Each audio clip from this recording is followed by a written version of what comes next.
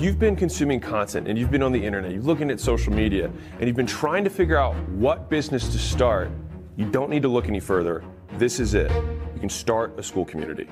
Well, shit, that's one hell of a claim, brother. What about all the nerds in the comments that keep telling me that Skool is a scam? At user-KN2EJ5CY9G, Skool ain't gonna make everyone rich. You'll wait and see, it's just a marketing strategy for real. At user-FB7WH7WVS says, getting pyramid vibes. At Legacy First says, I'm confused. What information for people to become successful are you selling in Skool if every example you gave for your ventures were failures? I feel like this smells of just more of the same thing, where marketers are selling people on how to sell people, but nothing valuable is actually being transacted. Now, who should we believe? A very jacked and hairy dude worth hundreds of millions, or the faceless YouTube commenters saying it's a scam? Well, team, in today's video, I'm going to break down why Skool is going to make Hormozi billions, and that if it's what you want, it will also make you millions. First though, let's quickly solve a problem together. It's a problem that I call scamitis. It's frankly a terrible affliction. Now in life, there are two types of people. The first type is a type of person who sees a glass filled halfway, and when they look at the glass, they say to themselves, huh, look at that lovely glass half full of water. Now, if you go and look at the comments from my previous videos about Skool, you'll notice that 90% or so of the comments are from those types of people. The other type of person, these are the people who see the glass filled halfway, and when they look at the glass, they say to themselves, huh, look at that fucking ugly half-empty glass of water. Now again, if you go to my comments from my previous videos, you'll see about maybe 10% or so of those comments are from those types of people. The problem is when you live a life where you only see fucking ugly half-empty glasses of water, the universe doesn't like it. And the universe continues to serve you fucking ugly half-empty glasses of water. But it's okay, I have a cure. So if you're watching this right now and the half-filled glass next to you looks empty, I want you to go and do this. Stop the video right now, go to your bathroom, and then look in the mirror. Slap yourself in the face and repeat this sentence 5 times. I am a dummy.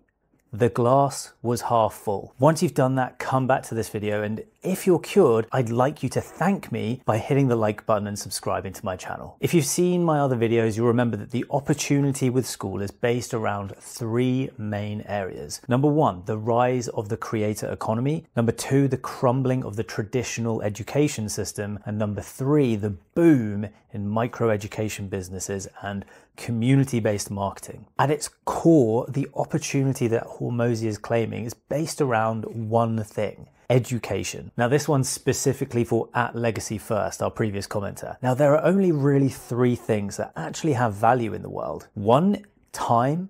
2, health. And 3, knowledge. Without time, you're dead. That one's pretty simple. Without health, you may as well be dead. And without knowledge, you're unable to play the game of life. So again, you may as well be dead. Now for a second, I want you to imagine yourself in the year 1076. Yeah, 1,000 years ago. You were just a lowly peasant in a small village in medieval Italy. Maybe there were 300 people in that village, but for everyone to continue playing the game of life, i.e. not to die, the village collectively needed to provide for everyone's needs. Now, what needs were there? Well, they needed things like food. So they needed a farmer. They needed houses to live in. So they needed people who had the skills to build a house. They also needed metal shit, stuff like swords to protect themselves against rival villagers, and things like horseshoes to keep the horses from fucking up their feet. How did the farmer know how to farm? How did the blacksmith know how to make swords? How did the carpenter know how to build houses? Now they weren't born with some divine set of skills that meant they knew how to smash a piece of metal into the shape of a sword. They had to learn how to do it. And typically this was from their parents or from other elders within the village. Okay, so now fast forward a few years to the year 1088. This was the year the first university was founded. Just down the road, the University of Bologna in Italy. A bunch of lawyers got together and had the idea for this technological innovation, a school to help teach the ways of the Roman law, which at the time was in demand across Europe for defending the right of the growing nations that were rising against the Italian Empire and the Church. And so the first university was born. Now, Bologna claims to be the oldest university based on a couple of unique characteristics, mainly being its ability to grant degrees and have autonomy, which means they were independent from direct authority from kings, emperors, and religious organizations. So for the first time, instead of learning law from an individual within your community, you could learn from an institution, a collection of skilled people. But it's important to understand the real benefit of a university type of organization, which was that it was a place to gather and protect information at a time when access to information was typically only done through your dad. Now fast forward 1,000 years and it's the year 1989. It's actually the year after I was born, and it was also the year that the World Wide Web was born. It makes me older than the internet. And this changed everything. All of a sudden, information which was previously only available in libraries and universities became democratized and available to everyone. And in the 30 years between when the internet became available to now, where every one of us has a mobile device which at any second can answer any question we need answering, the old system of education just cannot keep up. The pace of technological change in just the past 10 years has happened so rapidly that university organizations are fucked. These academic institutions are slow-moving beasts. It doesn't matter what your profession is, technology is changing so rapidly that how you do things today will be different to how you do them in 12 months' time. We're now growing up with the first generation of teenagers who can see that it's easier for them to make $1 million online rather than going to university and getting into 100 grand worth of debt. The internet has provided a faster, easier, more accessible and cheaper way of transferring knowledge and skills. And this is exactly where the opportunity lies for microeducation businesses. It really is super simple. Universities were a technological innovation back in the day, 1,000 years ago, and just like any technology, there comes a time when they become slow, outdated, and eventually obsolete. I think we can all agree that gaining knowledge is like climbing a ladder. There are skills that you need to learn to climb up the ladder. Who do you think is best positioned to help you climb up the ladder faster? The person who is just ahead of you, or the person who is 8 rungs up the ladder, can't even reach you and can't even remember the problems that you're currently facing? Of course, it's the person who is just ahead of you, who knows deeply what challenges you're facing right now and exactly how to help you solve them the fastest. Now back to the scam claimers. Their claim is that microeducation businesses are a Ponzi scheme. Now the problem is that they're viewing education through a very, very small lens. The algorithms of social media platforms are designed to serve us with only the things that we are all interested in. So what happens is we end up having an incredibly narrow perspective of the world.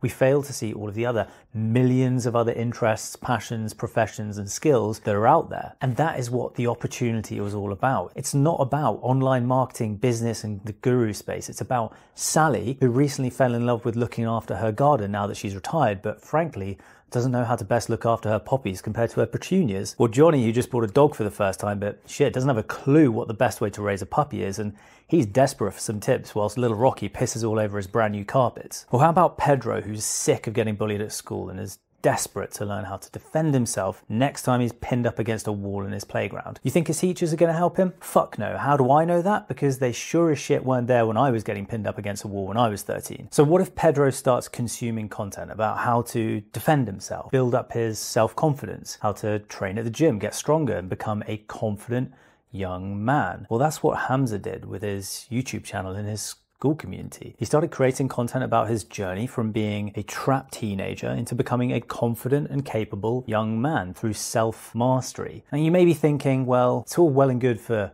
Hamza, but who would pay Sally to learn to look after their plants better? Well, a portion of the hundreds of millions of people who love looking after their plants, which if you're watching this video because it's been served to you by an algorithm, is almost 100% guaranteed to not be you. So take the blinkers off and realize that the world is way, way, way bigger and more complex than you could ever imagine. This is exactly what happened to me when I was a dentist. I got obsessed about learning a super specific set of skills related to a really small specialty in dentistry. I joined a bunch of online communities, learned from the very best in the world, started creating content myself, which accelerated my ability to get, at the time, what I thought was my dream job. People who saw my skills online then wanted to learn from me, so I ended up teaching them.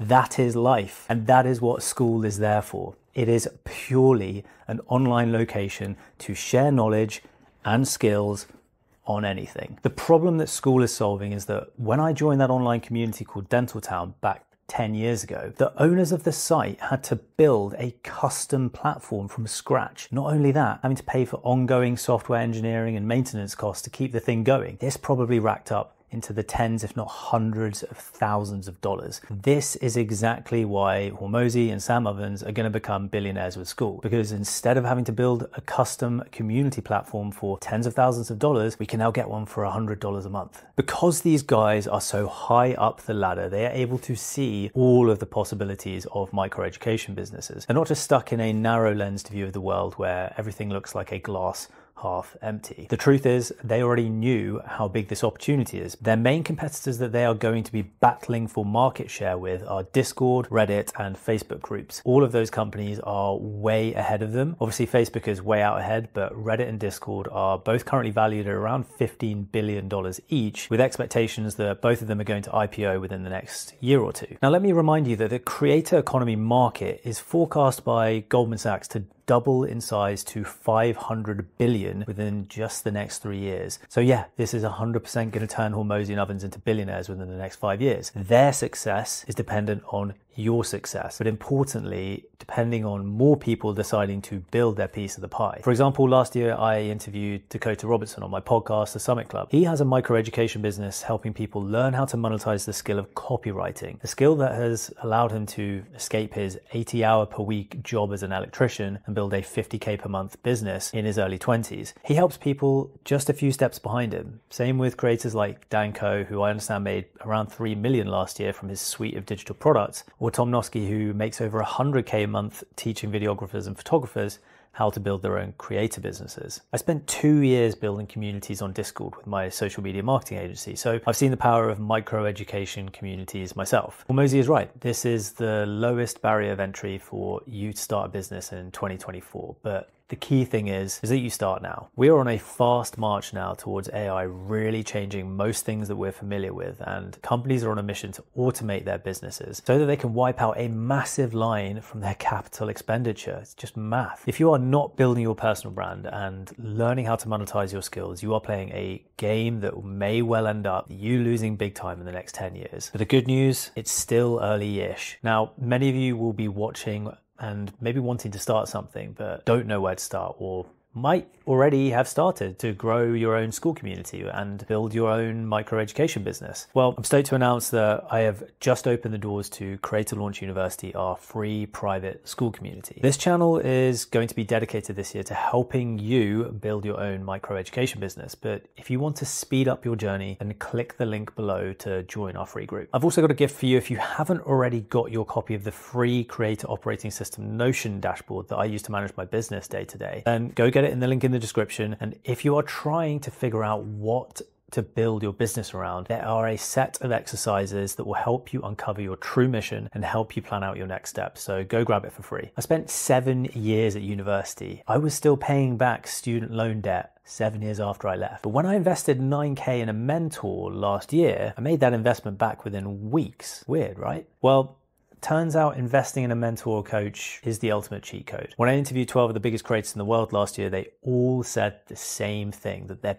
biggest growth came after investing a significant and usually painful amount of money into a mentor. So if you're looking to really accelerate your journey and get all 4 elements of the success equation, time, clarity, a proven game plan, and accountability, then you might be a good fit for our Launch Mastermind. It's a 12-month program where we build the infrastructure of your one-person business with you. It is the system that took Ben from 10K to just under 40K per month with his tech consultancy and allowed Felipe to quit his job last week and go all in on his podcast consulting business. If you're already doing 5 to 10K per month and are looking to get to 30K per month and beyond, just book a call, link is in the description, but make sure to bring your credit card. I don't work with time wasters or people that need to think about it. Those people just never win. So if you're ready to get going, book a call, let's get to work, and we'll see you next time, champs.